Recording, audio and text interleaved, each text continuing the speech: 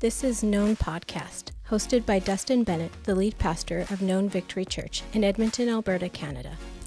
Known Podcast is dedicated to helping you grow closer to Jesus, unleashing the power of your creativity, and developing you as a leader. We hope you enjoy today's episode.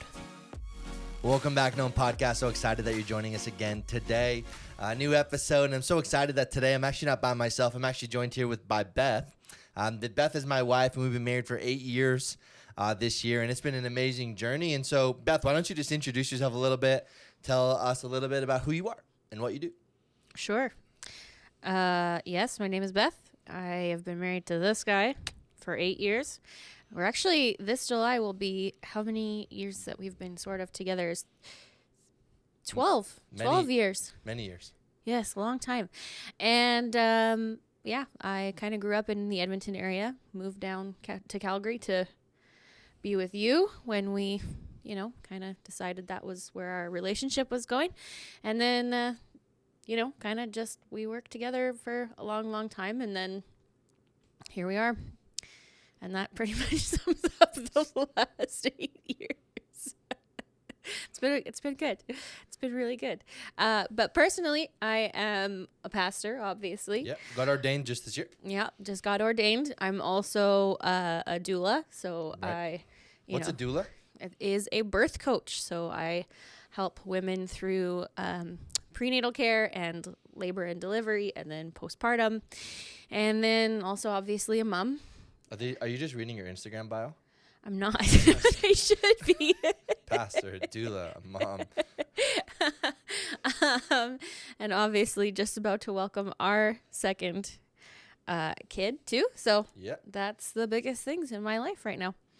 Yeah, it's been good, and I'm excited to have you join for the first time on the Known Podcast. You're my third ever guest. Wow. So thank you. Can't believe I wasn't the first. But Yeah, well. Oh, well. Sorry.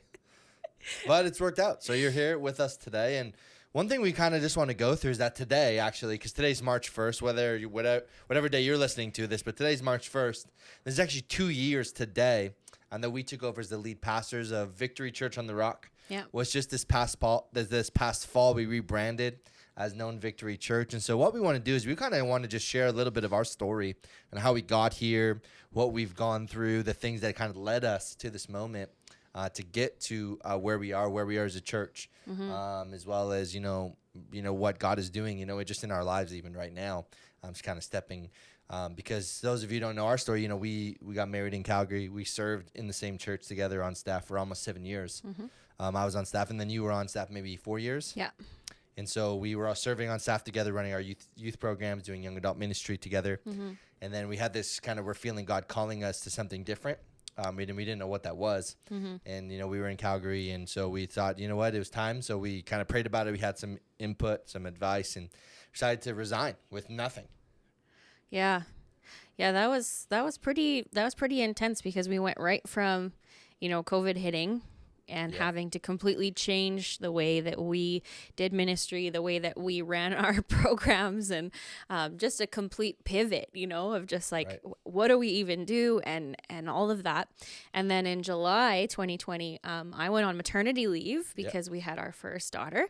And I remember so clearly that was we had started to feel a shift at that point, even heading into maternity leave, that we weren't really sure what was going on. But of course, that's the least, that's the time that you really don't want to be making any big changes, really, because you're like, we just had this baby. Well, we thought the big change was the baby. Truly, we really did. And then I remember Jane was about 3 months old, and we were sitting on the floor of her bedroom. And, just hanging out with her. She was doing tummy time or something, as 3-month-olds do. And I remember the conversation so clearly that we had, that was basically just like, are we done here? Is this, are we willing to take this step? And is this what God has for us? And I think I honestly told you in that moment, I said, no. Right. It was like, no, we're not done here. Of course we're not. That would be stupid if we, resigned. That would be the worst thing that we could do right now, just because I had put all of my security in you know, having a job at the end of maternity leave and having our house and being able to pay our bills and all of that stuff and the predictability and the safety of it. So, Right. you know, so I'm pretty sure I told you no at first. And I was like, absolutely not. Why would we ever walk away from this? And I'm pretty sure those words actually came out of my mouth was, why would we ever walk away from this? Right. And what was your response? Do you remember? I think I was feeling that it was time. And so, but I think you said that, but I mean, I can't speak for you, but I think you're still feeling at the same time. Yes. Like we are, but obviously you don't want to get to a point where something that's so beautiful, so amazing, that you've worked so hard for, that you've, done so much for, that you just say, see you later, like sayonara. Like, it's not an easy thing to go through. Yeah. So I guess, like, what was like your immediate response to, like, okay, like, because I'd prayed about it, we talked about it, right, had that conversation, and I don't remember the fullness, but we got to a point where we said, okay, this is it. And then I went in on our Monday morning and I resigned. Yeah. Well, to backpedal back to Jane's room, I told you no, and you basically just said, okay, I'll leave it. And that didn't sit right with me. That didn't, I didn't feel the relief that I was hoping to feel of, like, okay, he's just going to leave it. It's going to be fine. I didn't feel that peace that I was looking for. And so I think over the next couple of weeks, the topic kind of broached a couple more times of just, you know, when you start to notice certain things that maybe are a little bit crunchy and you didn't really realize that before, and you start feeling the discomfort, that, you know, the more that you realize and your eyes are open to it, the more you start to feel it. And so I think over the next couple of weeks, that's kind of what happened, is that we just started to both, even separately, feel and see things that we just hadn't really realized before that were still there. Right. So I think, you know, there was a few more things that had happened that, we got counsel and all of this stuff. And I remember being really devastated, really devastated, because that was, you know, we had poured our lives 7 years. Yeah. Like, we had started, I started on staff there when I was 19. Right. And now we were 26, 7 years later. Yeah. And, you dedicated, a third of your life almost at that point, a quarter of your life to something. And now it's like saying bye to it. Yeah. It wasn't easy for us to make that decision, but we really were feeling God speaking and saying, hey, it's time to step out to something new. And the worst part, I think, about it for me was there was nothing in front of us. Yeah. Like, it was like we were stepping into complete darkness, because it was like, like, resign, say goodbye, and now what? And we had nothing. Like, there's no job opportunities. We didn't know where we were going to live. Nope. Well, we thought we were probably going to live in the house we had just purchased. So there's all these different thoughts that kind of came into our minds. Yeah. But then as soon as I resigned, things just kind of like opened like crazy. Yeah. Yeah. So, that really was scary, was just not knowing. And, I'm a planner. And so I want to always know what our next steps are. And, right. and it was easy to feel like, yes, this is the end of this. And, there was grieving and all of that stuff that had to happen. And, but then there was also just a supernatural excitement from that point when we had said, that's it, we're done. And it really made up our minds. And even before we had really told anybody, there was that excitement of just feeling like, there was more for us. And that, if we were to just seek after that and really be faithful in pursuing it, then God was going to meet us. God was going to meet us there. So even on one hand, it was really, really painful, because there was a lot of loss and there was a lot of goodbyes and question marks. And, even when we had started telling people that that's what was going to come, the questions always come up of like, why and where are you going? And it was hard not to be able to say, it's one thing when you say like, I'm quitting this job because it got a new opportunity somewhere else and it's going to be amazing for our family because of A, B, C. But then to literally be like, we're leaving. Yeah. Where are you going? Well, we had so many people say like, why? Like, that makes no sense. You just had a baby. You literally we bought our house in July. August we moved in 2019, right? And then we had our baby 11 months later. Yeah. And then we quit. Yeah. It was about 13 months after we purchased our house. And yeah, it was pretty wild. And it was, I think, a little, it was weird for me because I had no control over it because I had already taken my maternity leave, right? So technically at that point I was unemployed, even though Right. I had to, when you go back, you're given the same job back, but I just felt so disconnected from all of it at the same time because it was like I've already stepped out of my ministries. I've already Right. said some of my goodbyes, even though I had fully intended to return. So I think for you, it was stepping out of that and moving on. And for me, it was like I had this whole idea of what it was going to look like when I was coming back. And I had Right. started to even dip my toes in at that point, 3 months after we had Right. Jane, Getting back connected. getting connected again and kind of slowly easing back into it. And so I just felt like I had nothing, like everything that I had was just all of a sudden gone, Right. Well, everything that was like comfortable. Yeah, for sure. Right. So, Because I'm going to get my job when I go back and all that, which I mean, that was probably still on the table, obviously, going back, yeah. with maternity leave. But then again, we didn't know what was going to happen. And then as Monday, I think it was a Monday. Yeah. I went into, our pastor's office and told him that it was going to be the end. Yeah. And then, or maybe it was a Wednesday. I can't I don't remember, but either way, literally that night, like a few hours later, I get a phone call from someone I hadn't talked to on the phone in probably 8 years. Like, you know what I mean? Like, I wasn't like we talked all the time. Phone call being like, hey, what would your thoughts be on coming up to Edmonton and being the pastor of our church? Like, what, like, is that even like a thought? Like, you know what I mean? Like, is that a thing? No. And I was like, well, who told you, right? Like, who told you that I just literally resigned? Like, I just quit. Like, like I'm available, right? And he's like, oh, I don't know. Like, no one. Like, we just wanted to had you on our minds. And so with that phone call, and then we had, other phone calls just coming in, people like, hey, not even knowing, being like, hey, what would your thoughts be in coming here or going there? Yeah. Or, But nothing in Calgary or surrounding area. no, not a thing. It was like literally all over the world, all over Canada, but nothing in like our Literally, hometown. even Thailand. We were like, Yeah. How is it possible that we're getting offers from overseas and nothing in our own backyards? Like, absolutely nothing. In fact, you had even applied for one job. I applied at a local Christian school. And we didn't hear a darn thing back for, I think it was like 2 weeks. 2 weeks.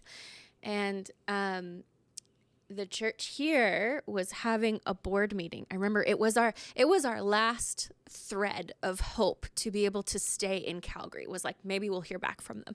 So I think we dragged it out As long as we could. as long as we till, like, the possibly last minute. could.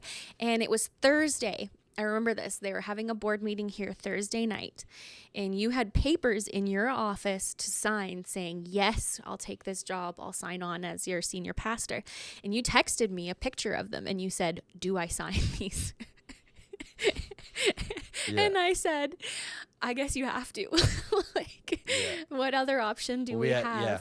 And we had prayed about all of the other options, and nothing sat right. And this was really the only one that was really rising to the surface as, making sense for us, making sense for our family. And so I said, yeah, you know what? I don't think we have, you have to sign them by the time the board meeting happens tonight. And so sign them. Let's just do it. Yeah, and then next day, as when I got a call back, being like, "Hey, we saw your application. What are you thinking?" And I was like, "Dude, I'm not available anymore. We've already committed to something." And I don't think that in that conversation, I don't think I felt like angry or anything. No. Like, we really felt peace. I think the thing about this whole conversation, this whole moment, is just what it takes to be obedient. Yeah. To what God is calling, because oftentimes it's not easy. Sometimes it's painful. Sometimes it's confusing.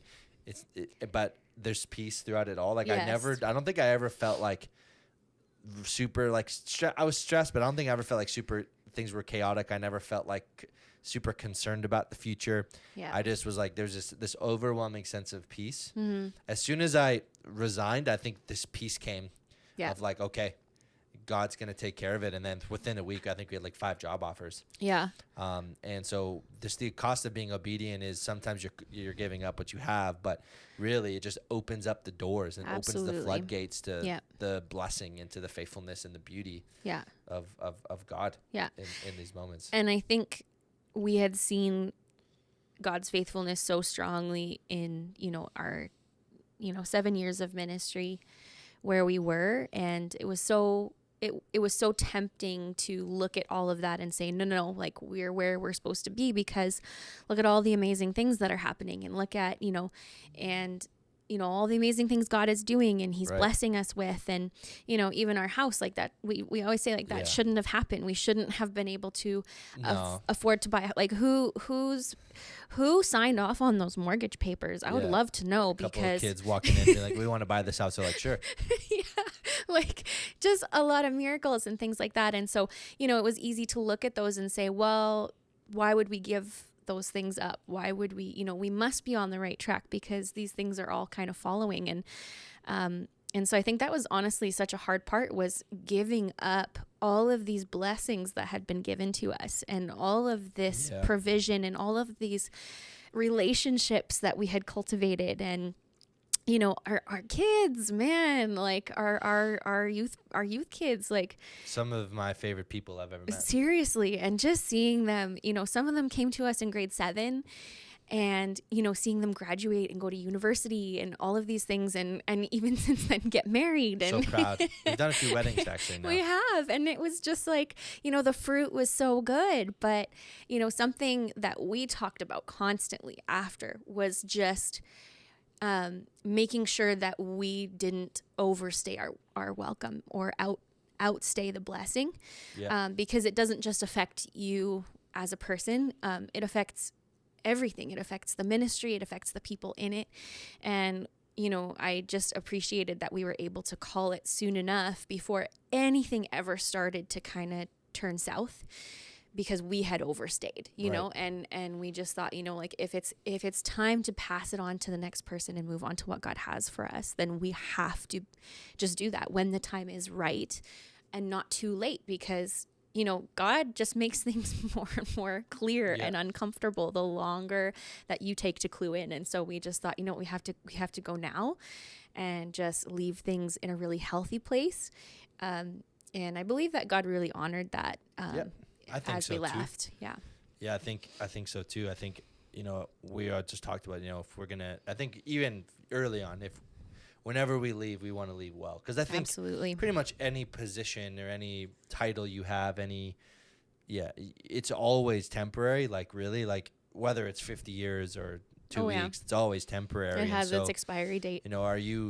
We were thinking, okay, how do we leave as well as we can? And that was a conversation we always had. Mm-hmm. It's interesting as youth pastors, often you hear like, a lot of youth pastors like, I just want to do this so I can get the position, the higher position, to get the lead pastor, associate position, whatever. That was just like never us. Like, we just were like, this is us. Like, we'll do this forever. Like, because we loved it, and we had developed really good connections with our teams and with our students. And so it never was like, people would say, so like, you want to be a lead pastor one day? To be honest, like, I don't think I ever was like, yeah, like ever. Like, I don't think I ever, people like, oh, so you're thinking about the lead pastor? And I'm like, I don't think so. Like, I don't, not that I didn't like want to, but it just never was even a thought in my mind. Like, I never was like, yeah, I'll be a lead pastor one day. It never was. It was like, I'm doing what God has called me to do now. But I think God had shifted, to something else for us. Yeah. Because I think it was time. And so we moved up here to Edmonton, January 23rd, 2021. We moved here the day before our 7th wedding anniversary. Sixth wedding anniversary? Sixth. Yeah, 6th wedding anniversary. I'm trying to remember the dates because it's like 2023 now, which is incredible. But yes. So 6th wedding anniversary, literally day before our 6th anniversary. We moved to Edmonton. The day we moved, it was like warm all the way up until, but it was like minus 30 when we moved here. And we drove up, moved here, and then the first Sunday I spoke here at our church was January 24th, our wedding anniversary, 2021, which is, I think it's been 2 years, over 2 years since we moved to Edmonton. Seems like absolutely insane, unbelievable. It just goes so quick, and the amount of living that we have done in the last 2 years is just astronomical. Like I can't even believe, 2.5 years ago, what our lives were like, and how wildly different they are in such everything's different, a short amount of time. Like it just flew. So I think the only things that are the same is our car and our relationship. Well, I would hope that our relationship has developed. Yeah. Further. But what I mean is like the same in the sense of like what we've taken with us, right? Absolutely. Is literally, I think it's our car and our relationship And Jane. Yeah.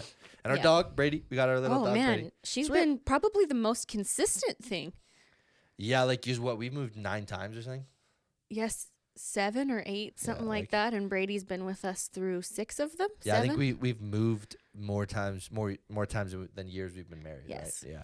Yes, So it's absolutely, don't do what we do. No, please always don't. moving. We're in a new house now, and I don't plan on moving, maybe ever. You can probably bury me in the Yeah, backyard. exactly, with the tulips, with the sunflowers. Yeah. Your favorite flower. But I guess if we think about the past 2 years, there's been a lot of ups and downs. So I think Absolutely. any change, any significant change, like what do they say? The first year you have a baby, don't move and don't change your career or something. We did both those things. Like we just literally like moved to a completely different city, 3 hours away, brand new job, brand new church, brand new friends, even getting to know your family on like a much deeper level because we were more connected. And so what has been, I guess we think about like, what's the biggest challenges, I think, even for you that you faced throughout these past 2 years, whether it's personal or whatever? Yeah, I think when we came, there was just such a, like, obviously we have my family here, and that's been amazing. So Amazing. For you guys who are watching, thank you. Yeah. And it's so awesome to have that support, but I think we really left a lot of friendships back in Calgary. Well, not just friendships, like 7 years of serving together and, loving together. A lot of just together. like emotionally intimate relationships of just, really knowing each other. And so I think moving here, I expected to be able to just pick up and start forming relationships with my family. But, because in Calgary, we didn't have a lot, comparatively, we didn't have a lot of family. And so we really formed really, really deep relationships with our friends, and they became our family. Absolutely. Yeah, we do like Christmases and Thanksgiving, Easter. Yeah. And so coming here, especially just with the dynamics of my family, of just, the mass amount of people that there are. Yeah. Like for those of you who don't know, like Beth comes from a really, really, really, really big family here, there's 12 kids. Yeah. And so, it's a massive family. Whereas like my family, like there's 3 of us. Yeah. And so that's a whole different dynamic. Yeah. Especially in the middle of COVID, in the middle of restriction, where you move to a new city with not very much connection. Yeah. Because we weren't supposed to be connecting. We weren't allowed to connect. Yeah. And so that was like really challenging kind of moving up here. Yeah. So just, kind of grieving that loss of those really emotionally intimate relationships that we had, just the people that really know you and they know when to ask if you're okay, right, and things like that. It felt like we had just, we left all of that. And so I think a huge challenge for me was just, my heart wanting that back again, right, and just seeking that, but not knowing even where to look. Yeah. Where do you find friends in a new city? And so, even picking up as senior pastors in a new city, in a new home, and all of these things became quite lonely, just because we didn't really have the same community as we did. Right. And again, family is amazing, but there's just something about people who choose to go out of their way to build relationship with you when they don't have to, when they're not obligated to, because you don't share blood with them. And so that was really difficult. And I think for the first 6 months, we really didn't really have anybody at all in that friendship role. And so we would go back to Calgary, and it would honestly be really painful, because your heart is still there, because your relationships are still there, and your desire is to be in that place. And even though that we knew that God had put us here, the feeling in my heart was always, just a lot of grief, just because I wanted what we had back in Calgary, even though it hadn't been perfect, obviously. Yeah. So that was probably a huge challenge. And especially in the place where we had done ministry so closely with these people. Yeah. We had worked, closely. There were some people, you know who you are, where it was like 2-3 times a week we're serving together and we're eating meals together and we're going out for, supper or whatever after our ministry times, and just connecting on that level to almost nothing, and so where we're not serving with these people that we're so safe with and so cared for by. Right. And so that was a huge hurdle for me, was just feeling that isolation. And I'm an introvert. Truly. I don't need a lot of friends, never really have. But just that was something that really surprised me, was just feeling the isolation and knowing that, we had to actually seek out people, and that was really, really difficult. Well, yeah, it was. I think that was one of the biggest challenges too. I think for me, just one of the biggest challenges, just everything's new, like everything. Like it was like, I didn't know where to get groceries, I didn't know, I was using maps to get to work. Like I was like, I don't even know where I live. Like, you know what I mean? And so it was all brand new. But I like change. Like it's the way that I am. Like I enjoy change. I like the challenge of change. And so there was, like, you said earlier, like just this excitement too over me, of like, yeah, God's going to do something really powerful. And then we stepped into our beautiful community as a church, like, Victory Church on the Rock. Like, it's just like welcomed us so beautifully. Yes. Such a beautiful family, and just such a, if there was a place for us to step into to feel cared for, and loved, this was the spot, right? Yeah. Like people that, had been, in our church, for 30 years, coming and welcoming us in and honoring us and taking us in. And so it's been an awesome, journey. Yeah. Stepping kind of into, our beautiful, known Victory Church family. Yeah. We've really just enjoyed it.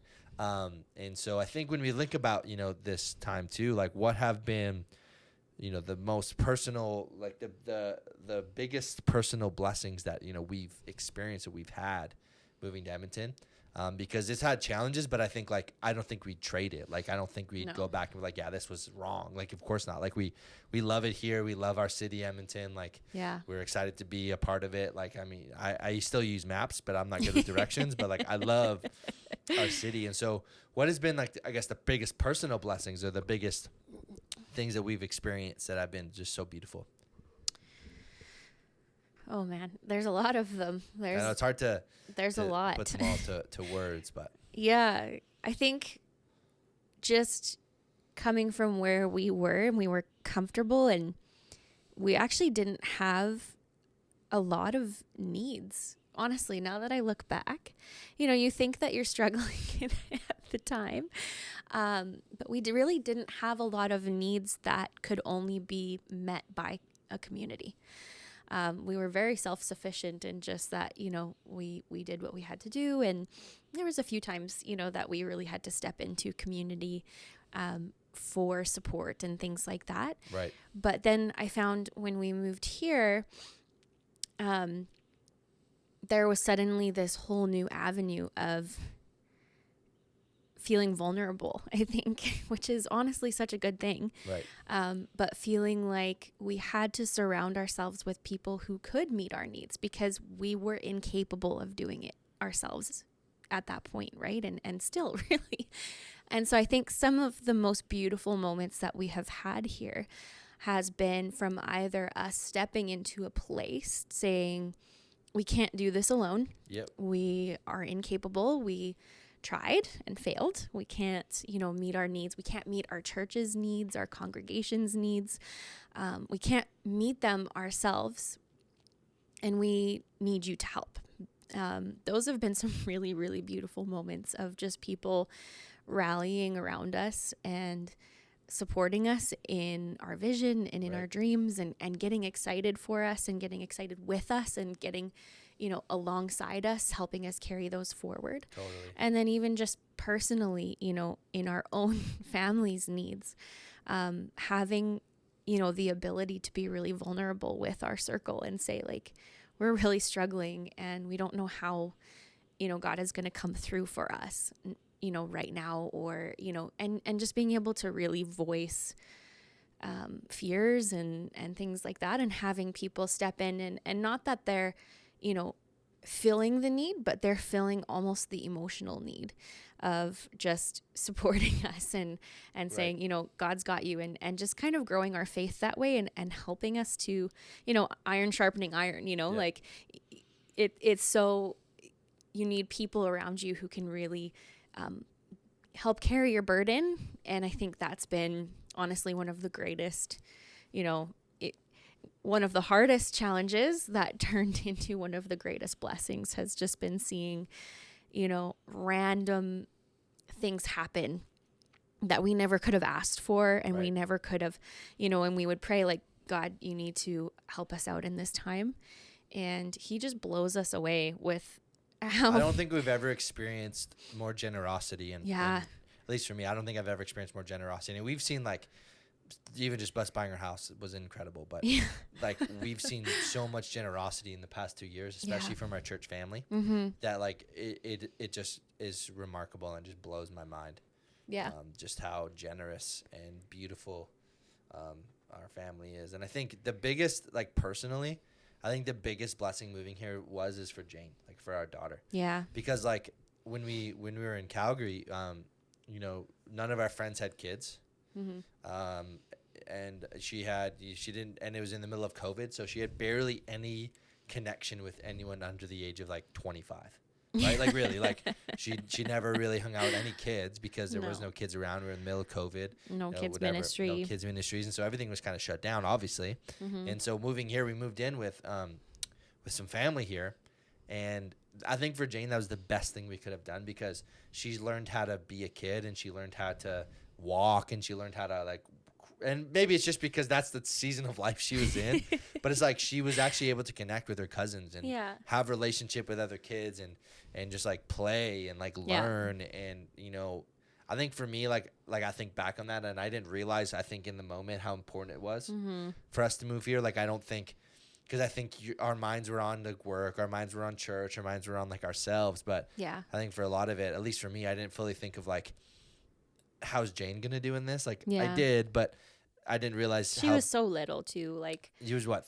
6 months old or something when we moved here? Yeah, 5 months old when we moved here. And so like she could barely sit when we moved here, right? Yeah. And then now like just to see how beautiful it was for her, I think was for me like the best thing I think back on it. And realize how important it was.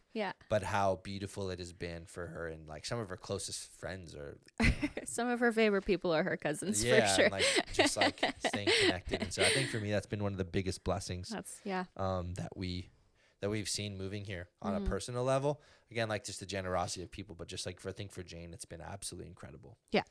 For her to grow into.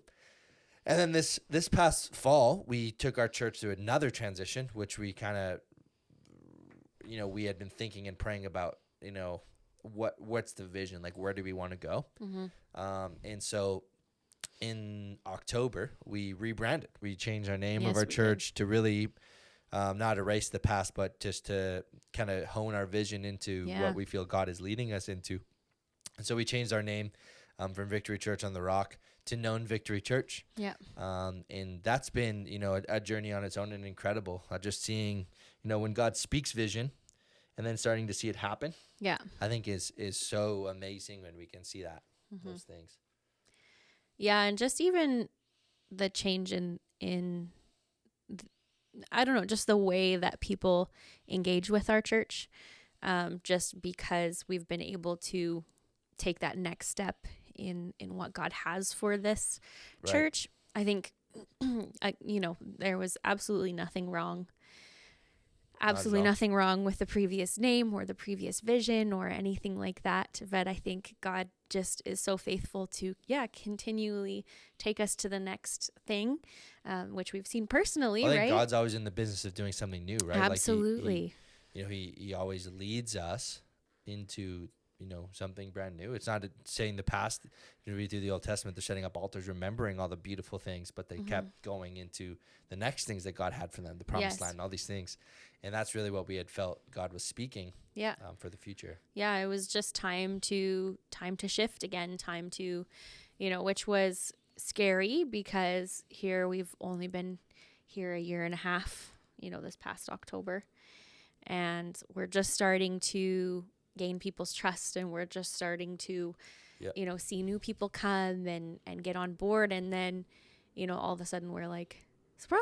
Yeah. Well, it wasn't quite like that, but, I think some people were quite surprised by it.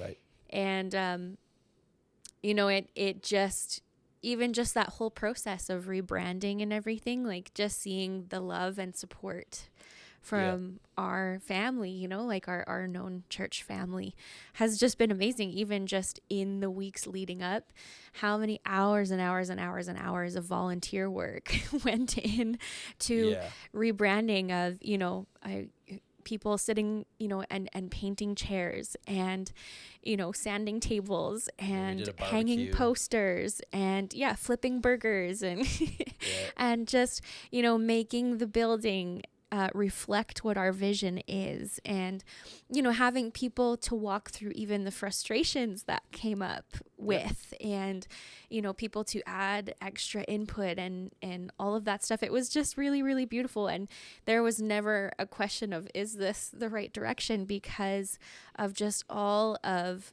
the, just the way that we saw God work in every single moment. And so, even just coming into a new vision and a new season, I think, man, there's been a lot of new seasons for us in the last 2 years. Yeah. It's so good. And it's funny because I think a lot of the time we don't, like, sometimes we have anticipated new seasons and sometimes we just totally have not, and they have just snuck up and blindsided us and been so beautiful, but also kind of hard to wrap our heads around in the moment and be like, oh, okay, I guess this is what God has for us now. Okay, let's go, let's do it. So, well, I think you and I, we've learned adaptability pretty well, just because we've done so much moving and changing and learning. And so, like, when something is new, it's not like, I don't think, at least for me, like, I don't get like scared. I'm like, oh no, like something new. I usually get pretty excited. I know I'm different. I'm kind of odd that way. Like, I just get excited when things are new. But I also get bored real fast. I can get so bored real fast of something if it's just not exciting me. Yes. So I have to be careful of that. But I think, like, when we think about our vision, as a church, Known Victory Church, our vision is to make Jesus known and to be a place that anyone can call home. And I think really, make Jesus known. Obviously, that's the most important thing. Like, Jesus is what we're about. We're not going to deny that. He is who we follow. He's who we serve. He is our Lord. Like, of course, it's about Jesus. But people, I think right now, especially just in our culture, people are needing a place to be part of. Like, not just a place to go, not just a place to serve, not just a place to attend, but a place to actually have genuine connection, to have genuine relationship. Yeah. And really, that's what God has been speaking to us is vulnerability and connection and transparency and, really just connecting with people. And that's really what our vision is. Yes. Going forward, which isn't really different than it was before. No. It's not like changing our name all of a sudden it's different, but it just kind of, again, reflects what God is speaking to us for our church. Yeah. And it's actually really funny to just make the connection of, like, it has always had to start internally with us, like that, even just, the fruition of the name change and all of that. Like, it has to start with us being willing and open to what God has for us, and moldable and shapeable, and saying, okay, we're just in this to serve God, and we just so desperately want what he has for us. And it's been really cool to see the more, like, that we embody that as a couple, the more it just shines brighter in the church as people they say that you really attract who you are in your churches. Like your senior pastors will have a lot of people in your church that are in a similar demographic and have similar, maybe even ideas or ways that they,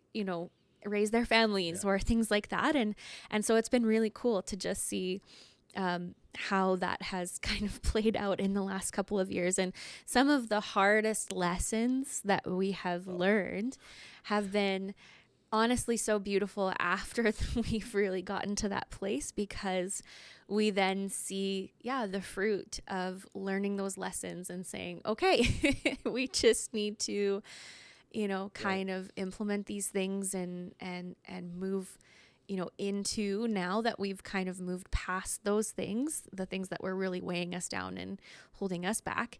And then even just seeing the freedom that it offers to the people around us too, of just, and I don't know. I think it's just been really, really beautiful. Yeah. I think as we reflect on the past 2 years, obviously we've gone through a lot. Like you said, we've done a lot of living.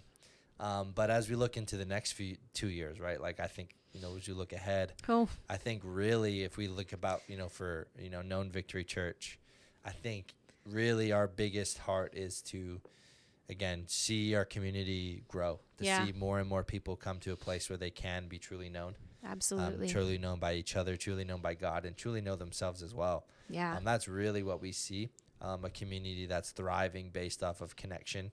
Again, making Jesus known, of course, but really developing real human connections is really kind of what I see for the future, is that we can be a place where, people can come in who are really, really struggling, and they can share their story, and there's no judgment. There's just compassion. There's just love. There's just joy. Just to see people come in. We've heard testimonies, like people send the emails of like, this is why, I come here, why I do this. And it's always about a place where, I can come in and be loved, taken care of, and shown compassion. And so that's really, as we look into the future, I really feel God is leading us into a place, not even just as a church, but even just for us, as we have our next baby and stuff, where really, like you said, we are the leaders of it. We are the ones who have to be the ones to become known. And what becoming known means is you're opening yourself up to attack, right? Yes. And to love, right? So it's, you get both. And so really, setting ourselves up that, yes, there might be some hard moments, which of course there will be. But the beauty of when you can be a part of a really good community is that you're not going through the hard moments by yourself. Yeah, absolutely. So I think that's kind of what I see for our future, is really just more and more of what God is already doing. Yeah. But just an expansion of that as we go forward. Yeah. And just, even going forward, just knowing that, it's not easy. It's not easy for anybody in a community to be vulnerable with each other. And to really, when we start to open up and show our biggest needs, like you said, we're opening ourselves up to the greatest hurts, honestly. And it doesn't always go the way that we want it to.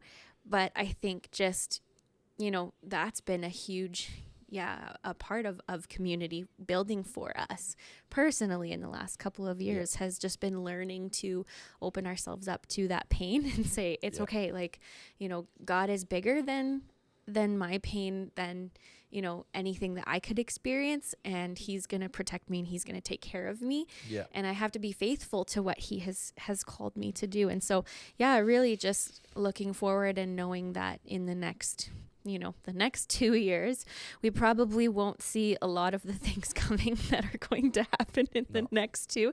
And I'm okay with that. I think we're okay with that, because it's been so exciting. And anytime, that we have needed a miracle, God has absolutely come through and worked a miracle every single time. And it just puts a lot of excitement in my heart, thinking, I know that the need is painful sometimes and the waiting is painful, but the miracle is just, is always just so perfect, and it teaches us so much. And I'm really looking forward to those things. I'm, kind of anticipating, a lot of amazing things. And, you know, having more people join us for the ride too is, really exciting for us too, is not knowing who's going to be in the seats in another 2 years, and how many beautiful relationships we have formed in the last 2 years with the people in our seats. And just being so excited knowing that like God has more for us personally too here, and more, you know, people to join us and to build relationship with, and just so much beauty that way. So I'm really excited. Yeah, we're excited. I think that we just started, you know, I think, you know, we ain't going anywhere unless God tells us to, but we ain't going anywhere. You know, we're just being obedient, listening to what God is speaking and going forward. And I think the next 2 years are going to be better than the past two. It's going to bring its own hardships, but I think it's going to be amazing. But anyway, thank you, Beth, for coming on the podcast today. Thank you so much. It's great to have you for the first time. And anyway, thank you for joining us. Thanks for joining us. If you enjoyed it, make sure to like and share it. But we love you all, and we'll see you next week. Thank you for joining us today for the Known Podcast. We have new content coming out every Wednesday, so make sure to come back next week for a new episode. If you haven't yet, make sure to follow us on Instagram at Known Podcast, and follow us on your favorite podcast platform. See you next week.